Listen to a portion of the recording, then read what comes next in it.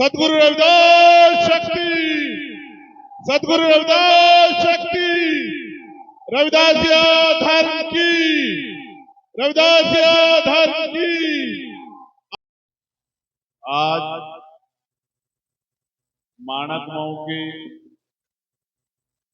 इस पावन धरा पर आज के मंच पर उपस्थित अखिल भारतीय रविदासिया धर्म के राष्ट्रीय उपाध्यक्ष और सतगुरु रविदास जी महाराज के पावन विचारों को देश दुनिया में पहुंचाने वाले गुरुजी मनदीप दास जी,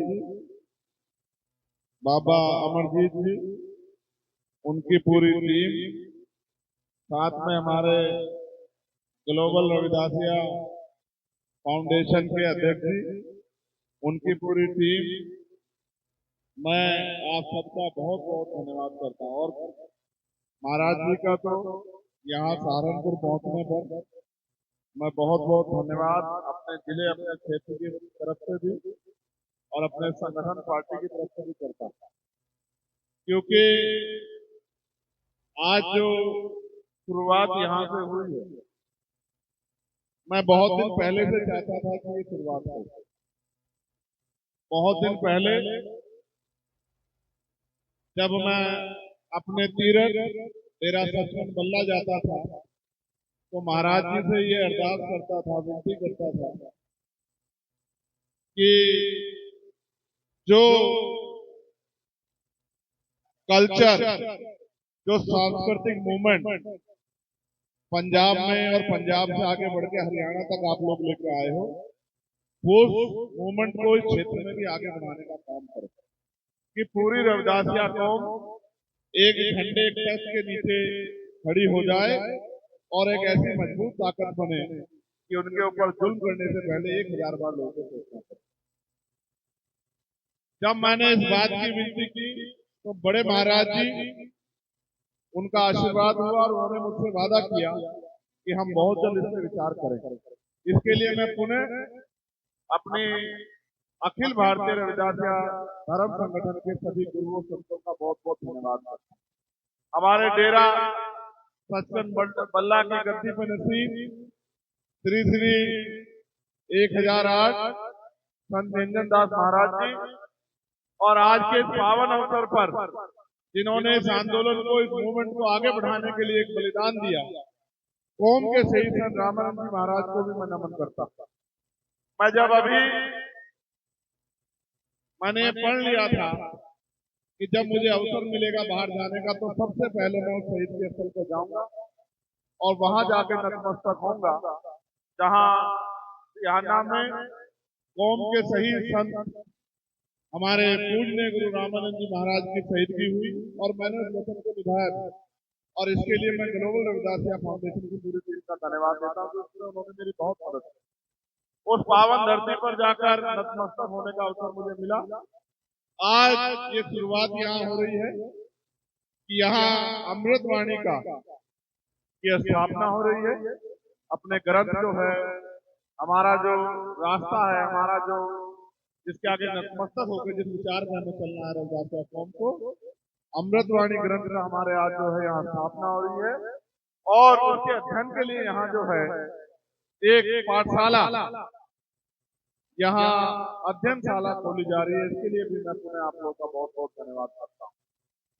मैं आप सबको ये विश्वास दिलाता हूँ क्योंकि मैं यहाँ जन्मा हूँ, इस क्षेत्र में मेरा बेटे का रिश्ता है, मेरा बड़ा प्यार है, मेरी बहुत सारी माए बहनें यहाँ बैठी, मेरे बड़े सब लोग यहाँ बैठे हैं और बहुत लंबे समय से सतगुरु जी के विचारों को आगे चलाने के लिए यहाँ बहुत बड़ा संघर्ष हुआ है।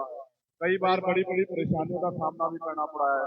कई बार शोभा यात्रा निकालने के लिए बहुत सारी जो है परेशानियों के लिए मुसीबतें भी हमारे लोगों ने झेली, लेकिन यात्रा नहीं छोड़ा। भाई अनिल जी और तमाम मैं ऐसे सब परिवारों को जानता हूँ जिन्होंने बहुत बड़ा योगदान दिया और मेरा विश्वास है कि इनके नेतृत्व में और गुरु जी हमारे बीच उपस्थित, मैं उनसे आग्रह करूंगा कि वो इधर भी कुछ समय दें। जिस दिन ये कल्चर यहाँ आ जाएगा आप देख लेंगे, आज जो हम बेफालतू में कुरीतियों को अपने ऊपर ढो रहे हैं वो कुरीतियां बंद हो जाएंगी। हमारे लोगों को यही नहीं पता कि किस रास्ते पर चलना। जब मैं पंजाब जाता था तो संतों का मुझसे ये सवाल होता था कि भाई सतगुरु रविदास जी महाराज जैसा, जगत गुरु रविदास जी महाराज जैसा तो कोई नहीं हो सकता, तो आपके यहाँ शोभा यात्रा में झांकियां बना के गुरु जी का स्वरूप कैसे बनाया जाता है। मैं यहाँ के लोगों से कहता था कि भाई इसको रोको। कई जगह हम रोकने में कामयाब भी रहे, लेकिन मुझे लगता है कि धीरे धीरे वो सब चीजें समाप्त हो जाएंगी। जैसे कोई कोट पैंट पहन के बाबा साहब अम्बेडकर नहीं बन सकता, वैसे ही जो है किसी को भी अगर हम सतगुरु, कुलगुरु, जगत गुरु रविदास जी महाराज का स्वरूप बना के शोभा यात्रा दिखाते हैं और उसके पैर छूते हैं तो ये गलत है, क्योंकि जगत गुरु सतगुरु रविदास जी महाराज जैसा भी दुनिया में कोई नहीं हो सकता। वो ऐसे अखंड होती है जिनका जिनका मुकाबला कोई कर नहीं सकता, जिनके सामने कोई टिकता नहीं। ऐसे ही हमारे यहाँ समय के सतगुरु स्वामी समनदास जी महाराज ने भी समाज को आगे बढ़ाने के लिए बहुत बड़ा योगदान दिया है। आप जो ये शोभा यात्रा में जितने लोग यहाँ आए, ये जो स्वरूप बना के और उनके आगे नतमस्तक होते हैं, इससे बहुत बड़ा जो है ये वेद भी अपमान जो है गुरुओं का, संतों का होता है। हमें इसको बदलना पड़ेगा और ये इसके लिए मैं इसलिए संतों से अपील कर रहा हूँ कि वो आए और ये रास्ता दिखाएं और ये कल्चर हमारे यहाँ स्टार्ट हो जाए। हम लोग भी उसी कल्चर का हिस्सा बन के और एक मुट्ठी बनना चाहते हैं, आपकी सेवा में खड़े होना चाहते हैं। और जो रास्ता सतगुरु महाराज ने दिखा बेगमपुरा राज का, कि ऐसा चाहूं राज में जहाँ मिले सब अनुमान और छोटे बड़े सब बसे रविदास रहे प्रसन्न, वो बेगमपुरा राज आए, उनकी संतानें उस राज को लाएं और पूरी दुनिया में वो राज जाए और पूरी दुनिया खुशहाल हो।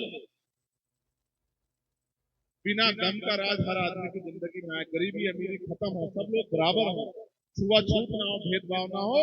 हमें सबको मिलकर अपने आप को उस रास्ते को लाने के लिए प्रयास करना। और आप जानते हैं मैं पहला शख्स था जिसने पार्लियामेंट में इस बात को उठाने का काम किया कि पूरी दुनिया में अगर सबसे अच्छे राज की कल्पना किसी ने की है तो वो जगत गुरु सतगुरु रविदास जी महाराज ने की है, और अब से 600 साल पहले की है, जिन्होंने कहा है कि बेगमपुरा शहर बसाओ, कि जब बेगमपुरा शहर बसेगा, बेगमपुरा का मतलब जहाँ किसी की जिंदगी में कोई गम ना हो, तभी जाके लोगों की जिंदगी से ये परेशानियां खत्म होगी, खुशहाली आएगी। मुझे गुरु जी के आशीर्वाद के रूप में यहाँ आने का मौका मिला और मुझे ग्लोबल रविदासिया फाउंडेशन के लोगों ने भी कहा कि भाई आपको जाना है। और यहाँ के जो मेरे भाई बंधु हैं, इनसे तो मेरा जब मैं जेल में रहूं या कहीं हमेशा इनका प्रेम मुझसे मिलता रहता है। मैं आप सबका अभिवादन करता हूँ और अपने संगठन पार्टी से धन्यवाद करता हूँ। वचन देता हूँ मंच के माध्यम से हम सब लोगों के खून का एक कतरा आप सब लोगों के काम आएगा। जब तक हम लोग रहेंगे पूरी ईमानदारी से रविदासिया धर्म के काम को भी और सतगुरु जी के बेगमपुरा के काम को भी और बाबा साहब अम्बेडकर के समता मूलक समाज के काम को भी और मान्यवर काशी राम साहब के राज के काम को भी हम लोग करते रहेंगे। बहुत बहुत धन्यवाद।